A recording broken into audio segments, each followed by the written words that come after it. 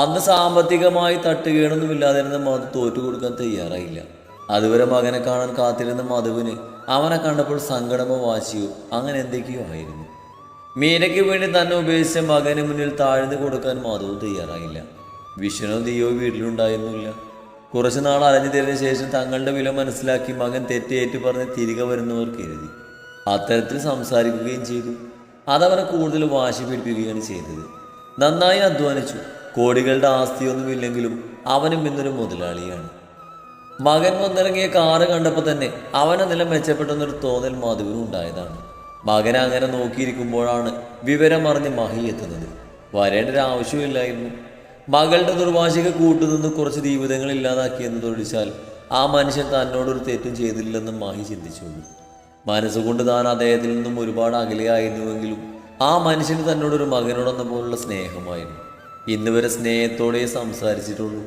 ആ ഒരൊറ്റ കാരണം കൊണ്ടാണ് ഇന്ന് വീണ്ടും ആ പടി കടന്ന് മഹി ഇങ്ങോട്ട് വന്നത്.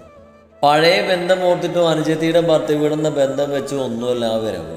ഈ ബന്ധങ്ങളൊക്കെ എന്നെ അർത്ഥം മാറ്റിയിരിക്കുന്നു. ആ മനുഷ്യൻ തന്നോട് കാട്ടിയ സ്നേഹവും തനിക്ക് തന്ന ബഹുമാനവും അത് മാത്രമാണ് മഹിയെ ഇവിടെ എത്തിച്ചത്.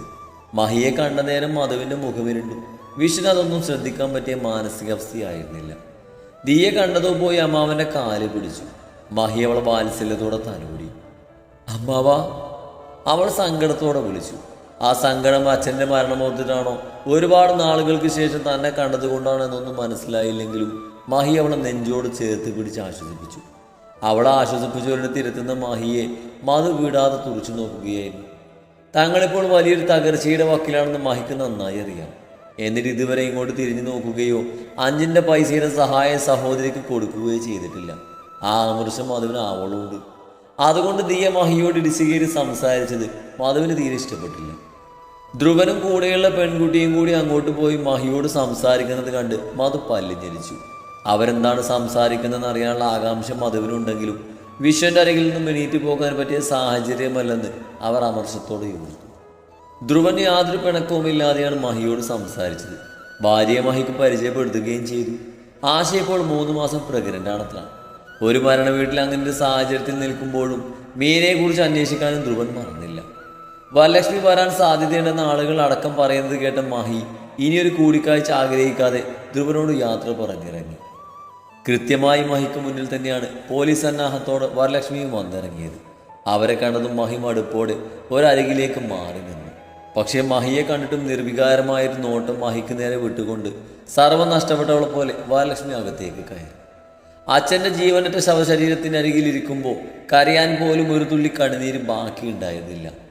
ജയിൽ ജീവിതം പകുതി പോലും ആകും മുന്നേ അവിടെ കണ്ണുനീര് വറ്റി വരണ്ട് പോയിരിക്കുന്നു. തൻ്റെ മുന്നിൽ ജീവനറ്റ് കിടക്കുന്ന തൻ്റെ അച്ഛനെ കാണുമ്പോൾ വരലക്ഷ്മിക്കൊന്ന് അലറി കരയാൻ തോന്നുന്നുണ്ടായിരുന്നു. എത്ര പ്രൗഢിയോടെ ജീവിച്ച മനുഷ്യനാണ്. എത്ര സന്തോഷമായി ജീവിക്കേണ്ടതായിരുന്നു. ജനിച്ചാൽ ഒരു നാൾ മരണം ഉണ്ടാവുക തന്നെ ചെയ്യും. പക്ഷെ തൻ്റെ അച്ഛനേക്കാൾ നല്ലൊരു മരണം അർഹിച്ചിരുന്നു. സമാധാനത്തോടെയുള്ള മരണത്തേക്കാൾ വലുതായി എന്നുണ്ട് ഈ ഭൂമിയിൽ. തന്നെ ഓർത്ത് ഉരുകിയാണ് തൻ്റെ മാതാപിതാക്കൾ ജീവിച്ചത്. എത്ര സന്തോഷത്തോടെ കഴിയേണ്ടവരാണ് മകൾക്ക് വേണ്ടി ഒരു മെഴുകുതിരി പോലെ ഉരുകിത്തീർന്നത്. താൻ ഒരാൾ വിചാരിച്ചിരുന്നെങ്കിൽ, താൻ വാശി പിടിച്ചില്ലായിരുന്നെങ്കിൽ അച്ഛനും അമ്മയും ആയുസ്സുള്ള കാലത്തോളം സന്തോഷത്തോടെ ജീവിച്ചേനെ, സമാധാനത്തോടെ മരിച്ചേനെ. തനിക്കും സന്തോഷമുള്ളൊരു ജീവിതം ലഭിച്ചേനെ. എല്ലാവരെയും പോലെ ഭർത്താവും മക്കളുമൊക്കെ സന്തോഷം നിറഞ്ഞൊരു കുടുംബം തനിക്കുണ്ടായേനെ. ഈ മധ്യവയസ്സിൽ സഹതടവുകാരുടെ പീഡനം സഹിച്ച് എല്ലാം നഷ്ടപ്പെട്ടൊരു ജയിൽ പുള്ളിയാവേണ്ടി വരില്ലായിരുന്നു. തെറ്റായിരുന്നു. വരലക്ഷ്മി എന്ന താൻ വളരെ വലിയൊരു തെറ്റായിരുന്നു. അച്ഛന് മുന്നിൽ മുട്ടുകുത്തിയിരുന്ന് വരലക്ഷ്മിയുടെ ഉള്ളം മലമുറയിട്ടു. അപ്പോഴും അവരുടെ ചെറുവിരൽ പോലും ചലിച്ചില്ല, കണ്ണുകൾ നിറഞ്ഞില്ല. കൂടി നിന്ന ആളുകളുടെ ഓരോ അടക്കം പറച്ചിൽ വരലക്ഷ്മിയുടെ കാതിലും എത്തി. അതൊക്കെ കേട്ട് വിഷ്ണുവിനും അപമാനം തോന്നി. നാളുകൾക്ക് ശേഷം കാണുന്ന സഹോദരിയെ ചേർത്ത് പിടിക്കാൻ പോലും വിഷ്ണു മടിച്ചു. ഏട്ടനോ ഏടത്തിയോ ധ്രുവനോ ദിയയോ തനിക്കരികിലേക്ക് വരുന്നത് പോയിട്ട് സ്നേഹത്തോടൊന്നും നോക്കുക പോലും ചെയ്യുന്നില്ലെന്ന് വരലക്ഷ്മി വേദനയോടെ മനസ്സിലാക്കി. പാവമ്മ, ആ സാധു മാത്രം തന്നെ നോക്കി വാപൊത്തി വിരുമ്പിക്കരയുന്നത് അവർ കണ്ടു. ആ ശരീരവും തളർന്നിരിക്കുന്നു. ഒന്നനങ്ങാൻ പോലും കഴിയാത്ത വിധം കരഞ്ഞു തളർന്നു പോയിരുന്നു ആ വൃദ്ധ. അവർ നെഞ്ചു നീറുന്ന വേദനയോടെ അച്ഛൻ്റെ ശവശരീരത്തിലേക്ക് കണ്ണുകൾ നട്ടു. പാവം, ഇന്ന് ആ ശരീരത്തിൽ എത്തിയെങ്കിലും ജീവന്റെ കണിക്ക് ബാക്കിയുണ്ടായിരുന്നുവെങ്കിൽ തന്നെ കണ്ട ആ കണ്ണുകൾ വിടർന്നേനെ, ആ ചുണ്ടുകൾ ചിരിച്ചേനെ, ആ മനസ്സ് സന്തോഷിച്ചേനെ, ഇരു കൈകൾ നീട്ടി തന്നെ സ്വീകരിച്ചേനെ. ഇല്ല, ഇന്ന് ആ തണൽ വൃക്ഷമില്ല. അച്ഛനെന്ന തണൽ നഷ്ടമായിരിക്കുന്നു. എല്ലാം തൻ്റെ ഒറ്റയാളുടെ ദുർബുദ്ധി വരുത്തി വെച്ചതാണ്. വരലക്ഷ്മി അച്ഛൻ്റെ കാലിലേക്ക് വീണ് സ്വയം പഴിച്ചു. അവസാനമായി അച്ഛൻ്റെ ശരീരത്തിൽ ചുണ്ടുകൾ ചേർത്ത് കണ്ണടച്ച് കിടന്നു. ഒരക്ഷരം പോലും പറയാതെ ഉരിയാടാതെ, ചുറ്റും കേൾക്കുന്ന മുറുമുറുപ്പുകൾക്ക് കാതു കൊടുക്കാതെ. വിശ്വനാണ് അച്ഛൻ്റെ ചിതയ്ക്ക് തീ കൊളുത്തിയത്. ചിത കത്തി തീരും മുന്നേ വരലക്ഷ്മി പോവുകയും ചെയ്തു. മധുവിൻ്റെ മുന വെച്ചുള്ള സംസാരവും കുറ്റപ്പെടുത്തലൊക്കെ കേട്ട് അവിടുന്ന് ഇറങ്ങുമ്പോൾ, ജയിലിൽ നിന്നും ഇറങ്ങും മുമ്പ് തൻ്റെ ജീവനങ്ങ് തിരിച്ചെടുക്കണേ ദൈവമേ എന്നൊരു പ്രാർത്ഥനയെ വരലക്ഷ്മിക്ക് ഉണ്ടായിരുന്നുള്ളൂ. ശവമായിട്ടല്ലാതെ ഇനി അവിടേക്കൊരു തിരിച്ചറിവ് ഉണ്ടാവരുതെന്ന് അവർ ഒത്തിരി ആഗ്രഹിച്ചു പോയൊരു ദിവസമായിരുന്നത്. അച്ഛനെ പോലെ ഒന്നും അറിയാതെ പെട്ടെന്നൊരു മരണം മകളും ആഗ്രഹിക്കുന്നുണ്ട്. ജയിൽ ജീവിതം കൊണ്ട് വരലക്ഷ്മി കുറച്ചൊന്നുമല്ല അനുഭവിച്ചത്. ഒറ്റപ്പെടലും ഭയവും ഒക്കെ കൂടിക്കലർന്ന് ഒരു ഡിപ്രഷൻ സ്റ്റേജിലേക്കൊക്കെ കടന്നിരുന്നു വരലക്ഷ്മി. ജയിലിൽ നിന്നും ഇറങ്ങുമ്പോൾ തങ്ങൾക്കൊരു ഭാരമായി ഇവിടേക്ക് വരതെന്ന് ചട്ടം കെട്ടിയാണ് മധു നാത്തൂനെ യാത്രയാക്കിയത്. വരലക്ഷ്മി അതിന് മറുപടിയൊന്നും പറഞ്ഞില്ലെങ്കിലും അവർ വരില്ലെന്നൊരു ആശ്വാസം ഇപ്പോഴേ മധുവിനുണ്ട്. വിശ്വന്റെ അമ്മയുടെ കാര്യം കുറച്ച് കഷ്ടത്തിലാണ്. വല്ലാതെ തളർന്നു പോയിരുന്നവർ. ചടങ്ങുകൾ നടക്കുന്നതിനിടയിൽ പ്രൊഫസർ ആദിത്യനും അമ്മയും ഒന്ന് വന്ന് മുഖം കാണിച്ചു പോയി. മധുവിന് ഒതുക്കത്തിൽ കിട്ടിയപ്പോൾ സാഹചര്യം പോലും മറന്ന് ദിയയെ തൻ്റെ മകന് വേണ്ടി ഒരിക്കൽ കൂടി അവർ ചോദിക്കുകയും ചെയ്തു. അത് കേട്ട് വിളറി വെളുത്ത മധു എടുത്തടിച്ചൊരു നോ പറയാതെ അവർക്ക് പ്രതീക്ഷ കൊടുക്കും വിധമാണ് സംസാരിച്ചത്. ദിയയുടെ വാക്കുകളിൽ നിന്നും അശ്വിൻ്റെ അവസ്ഥയൊക്കെ മനസ്സിലായ മധുവിന് ആ ബന്ധത്തോട് തീരെ താല്പര്യമില്ലെന്നതാണ് വാസ്തവം. മാത്രമല്ല, പറ്റിയാൽ ആദിത്യനെ കൊണ്ട് തന്നെ ദിയയെ കെട്ടിക്കണമെന്നൊരു മോഹവും മധുവിൻ്റെ മനസ്സിലുണ്ടായിരുന്നു. അച്ഛമ്മേ, ഞങ്ങൾ ഇറങ്ങാം. ചിത കത്തി തീരും മുന്നേ ധ്രുവൻ ആശയം കൂടി പോകാൻ ഇറങ്ങി. ബന്ധുക്കൾ മൂക്കത്ത് വിരൽ വെച്ചു. അവർ തടയണമെന്ന് അച്ഛമ്മക്കും ഉണ്ടായിരുന്നു. പക്ഷേ അവരവശ്യായിരുന്നു. ഒന്ന് സംസാരിക്കാൻ പോലും ആവാതെ തളർന്ന് ബെഡിൽ കിടപ്പാണ്. ഭർത്താവിൻ്റെ വിയോഗം മനസ്സിനെയും ശരീരത്തിനെയും വല്ലാതെ തളർത്തി. കൊച്ചുമകനോട് വാശി പിടിക്കാനോ പിടിച്ചു നിർത്താനോ ഉള്ള ആവതില്ലാത്തതിനാൽ അവർ മൗനം പാലിച്ചതേയുള്ളൂ. അച്ഛൻ്റെ ചിത കത്തി തീർന്നിട്ട് പോലുമില്ല, അപ്പോഴേക്ക് പോകാൻ ധൃതിയായോ നിനക്ക്? വിഷൻ കണ്ണുനീർ നിറഞ്ഞ കണ്ണുകളുമായി ചോദിച്ചു. ധ്രുവൻ ആ കണ്ണുകളിലേക്ക് നോക്കാതെ മുഖം വെട്ടിച്ച് കിടന്നു. എൻ്റെ ഭാര്യ പ്രഗ്നൻ്റാണ്. നാളെ ഹോസ്പിറ്റലിൽ പോകണം. ഇപ്പം തന്നെ സന്ധ്യയായി. ഇനിയും നിന്നാ രാത്രിയാവും. ധ്രുവൻ അവിടെ നിൽക്കാൻ താല്പര്യമില്ലെന്ന് സംസാരത്തിന് വ്യക്തമാണ്. ആശ അവൻ വിവാഹം കഴിക്കാൻ പോകുന്ന കുട്ടിയാണെന്ന് തെറ്റിദ്ധരിച്ച് വെച്ചിരുന്ന മധുവും വിഷ്ണുവും ചില കുടുംബക്കാരും അവൻ്റെ ആ മറുപടിയിൽ ഞെട്ടിപ്പോയി. എന്തൊക്കെയായാലും തങ്ങളെ അറിയിക്കാതെ ധ്രുവനൊരു വിവാഹം കഴിക്കില്ലെന്ന് അവർ വിശ്വസിച്ചിരുന്നു. മധുവിന് ദേഷ്യം വന്നു. നിന്റെ അച്ഛനും അമ്മയും ജീവനോടുള്ളപ്പോൾ ഞങ്ങളുടെ സമ്മതമില്ലാതെ വിവാഹം കഴിച്ചോ നീ? നീ എന്താ അനാഥനാണെന്ന് കരുതിയോ? വിവാഹത്തിന് പയ്യന്റെ അച്ഛനും അമ്മയും വേണമെന്ന് നിനക്കും നിന്റെ വീട്ടുകാർക്കും തോന്നിയില്ലേ കൊച്ചേ? ആ സാമാന്യ ബോധമോ മര്യാദയൊന്നും ഇല്ലാതെ കൂട്ടരാണോ? മധു വെട്ടി തുറന്നങ്ങ് ചോദിച്ചു. ആശയൊന്ന് വിരണ്ടു. ധ്രുവന്റെ മുഖം മാറി. ചുളിവിന് എന്റെ മോനെ അങ്ങ് അടിച്ചെടുക്കാനൊരു അവസരം കിട്ടിയപ്പോ അതങ്ങ് ഉപയോഗിച്ചല്ലേ? നാണം കെട്ട വർഗങ്ങള്. ഇങ്ങനെ കുറെ എണ്ണ ഇറങ്ങി കിടപ്പുണ്ട്. ഇതുപോലൊരുത്തി വന്നിട്ടാ എന്നെയും ഇവനെയും തമ്മി തെറ്റിച്ചത്. നീ അവളെക്കാളും മിടിക്കുക. ഞങ്ങൾ പോലും അറിയാതെ ഞങ്ങളെ മോനെ നീ അങ്ങ് സ്വന്തമാക്കി കളഞ്ഞല്ലോ. സ്വന്തം അച്ഛനെയോ അമ്മയെയോ സഹോദരിയെയോ ഒന്ന് കാണാൻ പോലും സമ്മതിക്കാതെ പിടിച്ച് വെച്ചേക്കല്ലേ? മധു തനി സ്വരൂപം പുറത്തെടുത്തു. മഹീദൊന്നും സാക്ഷ്യം വഴിക്കാതെ പോയ സ്ഥലം വിട്ടിരുന്നു. നിർത്ത്! ധ്രുവന്റെ ശബ്ദം ഉയരുമെന്ന് ആശ പറഞ്ഞു. ആദ്യമൊന്ന് വിരണ്ടെങ്കിലും മധുവിന്റെ വർത്താനം കേട്ടപ്പോൾ മിണ്ടാതെ പോകാൻ ആശയ്ക്ക് തോന്നിയില്ല. ഞാൻ പിടിച്ചു വെക്കുമ്പോൾ എൻ്റെ കൂടെ അങ്ങ് ഇരിക്കാൻ നിങ്ങളുടെ മകൻ 1.5 വയസ്സുള്ള വെള്ളക്കുട്ടിയൊന്നും അല്ലല്ലോ. ഞങ്ങളുടെ വിവാഹം കഴിഞ്ഞിട്ട് കഷ്ടിട്ട് 6 മാസേ ആകുന്നുള്ളൂ. അത് പക്ക അറേഞ്ച്ഡ് മാരേജ്. ഈ 6 മാസം മുമ്പും ധ്രുവൻ നിങ്ങളുടെ മകനായിരുന്നല്ലോ. അന്നും ഈ പറയുന്ന അച്ഛനെയും അമ്മയെയും സഹോദരിയും ഒന്നും ഞാൻ കണ്ടിട്ടില്ല. അങ്ങനെ ആരെയും പറ്റി കേട്ടിട്ടില്ല. അപ്പോഴും ഞാൻ പിടിച്ചു വെച്ചതാണെന്ന് പറയൂ ഇനി? അവൾ ചോദിച്ചു. മധുവിന് ഉത്തരം കിട്ടി. അച്ഛനമ്മമാരോട് സ്നേഹമുള്ള മക്കളാണെങ്കിൽ എത്ര ദൂരത്താണെങ്കിലും ആരൊക്കെ തടഞ്ഞാലും അവരുടെ അടുത്തേക്ക് ഓടിയെത്തും. പക്ഷേ ഈ ഞാനൊന്നും നിങ്ങളിൽ നിന്നൊക്കെ ഓടി ഒളിക്കാനാ നോക്കുന്നേ. ആശയ്ക്ക് മുന്നിൽ ഉത്തരം മുട്ടി നിൽക്കുന്ന മധുവിനോടായി ധ്രുവൻ പറഞ്ഞു.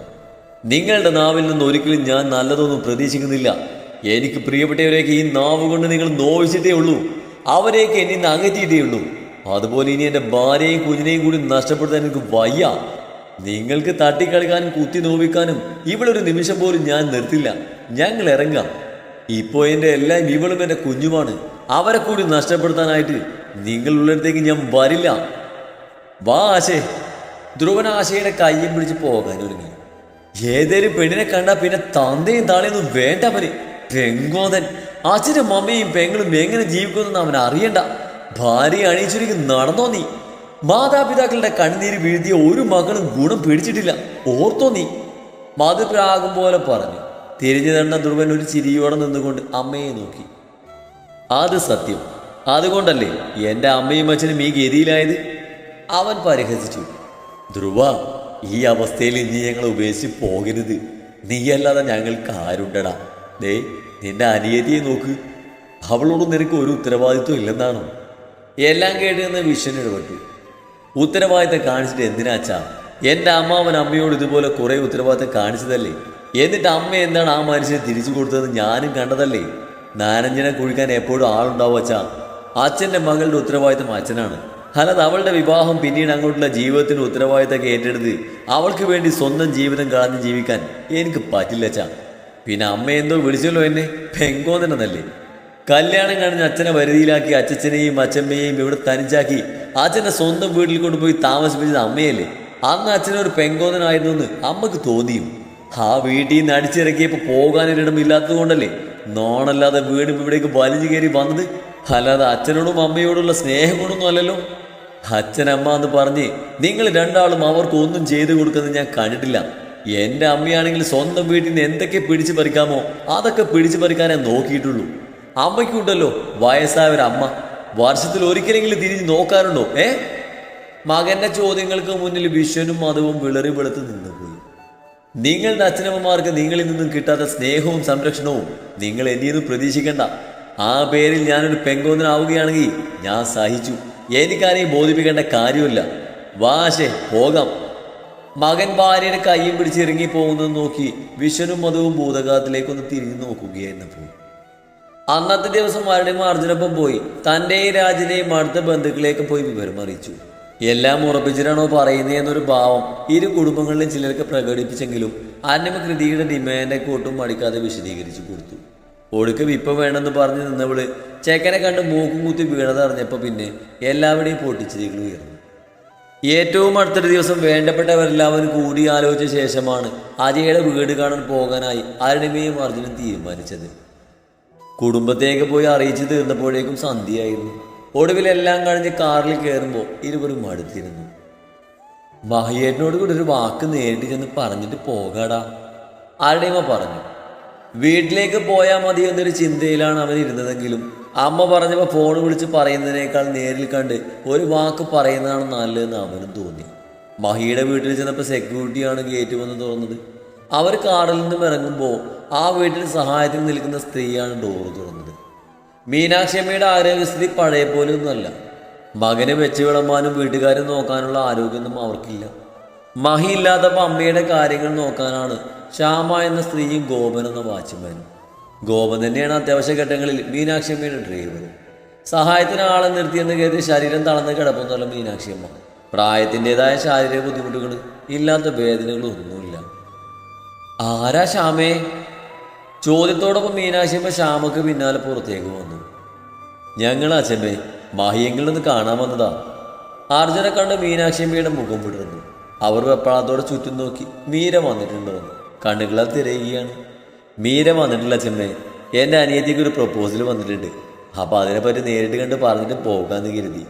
തൊട്ടരികിൽ നിന്ന് അർജുൻ പറഞ്ഞപ്പോൾ മീനാക്ഷിയമ്മ അവനെ നോക്കി പുഞ്ചിരിക്കാൻ ശ്രമിച്ചു. കയറി വാ വാ മോളെ. അരുണിമയുടെ കയ്യിൽ പിടിച്ച് മീനാക്ഷിയമ്മ പതിയെ മുന്നോട്ട് നടന്നു. വന്നിട്ട് ഇതുവരെ മീരയും കൂട്ടി ഇവിടെ വന്നൊന്ന് അച്ഛമ്മയെ കാണാൻ താൻ മറന്നല്ലോ എന്നവൻ അപ്പോഴാണ് ഓർക്കുന്നത്. പക്ഷെ അച്ഛമ്മക്ക് പരിഭവമൊന്നുമില്ല. അർജുനെയും അമ്മയെയും പിടിച്ചിരുത്തി വിശേഷങ്ങൾ തിരക്കുകയാണ്. അത് കണ്ട് ശ്യാമ അവർക്ക് കുടിക്കാൻ എന്തെങ്കിലും എടുക്കാനായി കിച്ചണിലേക്ക് നടന്നു. വിവരങ്ങളൊക്കെ മാഹി പറയാറുണ്ട് മോളെ. അവൻ അന്വേഷിച്ചപ്പോൾ നല്ലൊരു പയ്യനാണെന്ന് അറിഞ്ഞത്. എന്നാലും നോക്കിയും കണ്ടും നന്നായിട്ട് അന്വേഷിച്ചിട്ടൊക്കെ മതിയേ, നമ്മുടെ പെങ്കച്ചിൻ്റെ ജീവിത. മീനാക്ഷിയമ്മ പറഞ്ഞു. അതൊക്കെ നന്നായിട്ട് അന്വേഷിച്ചിട്ട് നടത്തുള്ളൂ അമ്മേ. അരുണിമ മീനാക്ഷിയമ്മയുടെ കരം കവർന്നുകൊണ്ട് പറഞ്ഞു. അങ്കിൾ എവിടെ പോയത് അച്ഛമ്മേ? കാറ് കണ്ടില്ലല്ലോ പുറത്ത്. ശ്യാമ കൊണ്ടുവന്ന ജ്യൂസ് കുടിച്ചുകൊണ്ട് അർജുൻ അന്വേഷിച്ചു. അപ്പം നിങ്ങൾ അറിഞ്ഞില്ലേ, വിശ്വൻ്റെ അച്ഛൻ ഇന്ന് രാവിലെ മരിച്ചു. അങ്ങോട്ടാണെന്ന് പറഞ്ഞാ ഇറങ്ങിയത്. വരേണ്ട സമയം കഴിഞ്ഞു. ഇനി വേറെ എവിടേക്കെങ്കിലും പോയിട്ടുണ്ടാവുമെന്ന് അറിയില്ല. മീനാക്ഷിയമ്മ ആലോചനയോടെ പറഞ്ഞു. അരുണിമയോട് കൃതിയെയും അജിയെയും കുറിച്ചും അർജുനോട് ജോലിക്കാരും ലീവും ഒക്കെ തിരക്കിയ അച്ഛമ്മ. അതിനൊക്കെ മറുപടി പറഞ്ഞ് വരുമ്പോൾ സമയം 9 അടുത്തിരുന്നു. അതോടെ അമ്മയും മകനും പോകാനായി എണീറ്റു. കഴിച്ചിട്ട് പോകാം മക്കളെ. ശ്യാമേ, കഴിക്കാൻ എടുത്തു വെക്ക്. അച്ഛമ്മ വരെ കഴിച്ചിട്ട് പോകാൻ നിർബന്ധിച്ചെങ്കിലും കൃതിയും മീനയും തനിച്ചാണെന്ന് പറഞ്ഞ് അവരിറങ്ങി. അവർ കാറിൽ കയറാൻ തുടങ്ങുമ്പോഴാണ് മാഹിയുടെ കാറും മുറ്റത്ത് വന്നു നിന്നത്. അച്ഛനെയും അമ്മയെയും കണ്ട് വെപ്രാളത്തോടെ മാഹി കാറിൽ നിന്ന് ഇറങ്ങി വന്നു. എന്ത് പറ്റി? എന്ത് ഈ സമയത്ത്? അവർക്കൊപ്പം മീരയിൽ നിന്ന് കണ്ട ആ നേരത്തെ അവരെ കണ്ടുണ്ടായ ടെൻഷനോടെ മാഹി തിരക്കി. നാളെ കഴിഞ്ഞ് അജയുടെ വീട്ടിലേക്ക് പോകാൻ തീരുമാനിച്ചിരിക്കുന്നത്. അതൊന്ന് നേരിട്ട് വന്ന് കണ്ട് പറയാന്ന് കരുതി ഇറങ്ങിയതാ. അരുണിമ ആദ്യം കണ്ട് പുഞ്ചിരിച്ചു. മാഹി ഒന്ന് വിശ്വസിച്ചു. അങ്ങള് വരുമല്ലോ അല്ലേ? അർജുൻ ചോദിച്ചു. വരാതെ പിന്നെ, അത് പറയാൻ വേണ്ടി ഈ നേരത്തെ ഇവിടെ വരെ വരണമായിരുന്നോ? ഫോൺ ചെയ്താൽ പോരെ? മഹി രണ്ടാളോടായി പറഞ്ഞു. എല്ലാം ഫോൺ വിളിച്ച് പറയുന്നത് മര്യാദയല്ലല്ലോ, അരുണിമ പറഞ്ഞു. എന്നാ പിന്നെ ഞങ്ങൾ ഇറങ്ങട്ടെ മഹിയേട്ടാ, പിള്ളേരവിടെ തനിച്ചല്ലേ, ഇപ്പൊ തന്നെ വൈകി. ശരി അമ്മേ, പോയിട്ട് വരാം. അരുണിമ യാത്ര പറഞ്ഞതും അർജുൻ കാർ സ്റ്റാർട്ട് ചെയ്തു. മഹി അവരെ നോക്കി കൈവീശിക്കൊണ്ട് അമ്മയും കൂട്ടി വീട്ടിലേക്ക് മടങ്ങി.